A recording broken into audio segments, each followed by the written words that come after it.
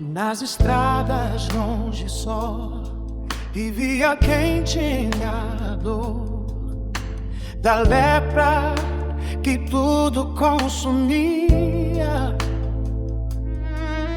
e do povo afastava assim, gritava alto com voz sofrida: Jesus, mestre, tem piedade de mim. Não havia cura em lugar nenhum, mas nele havia amor sem fim.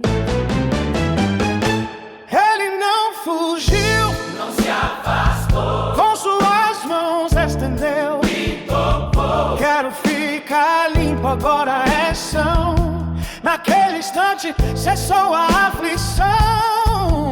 A pele renovada, o corpo são. A vergonha deu lugar à gratidão.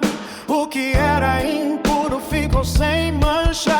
Pela palavra do Filho de Deus a esperança se lança.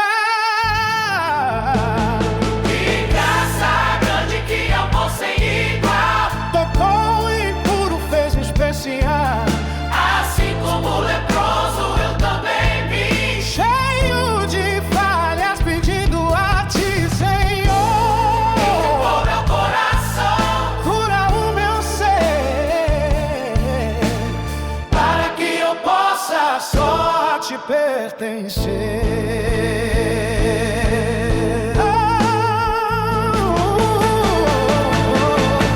De volta veio, prostrou-se ao chão. Agradeceu com todo o coração, Foi salvo não só do mal que tinha, mas também para viver na luz divina. sim, eu venho, ó Deus, cantar. Pois tua graça veio me alcançar. Aqui estava morto, voltou a viver. Porque em ti há todo o poder.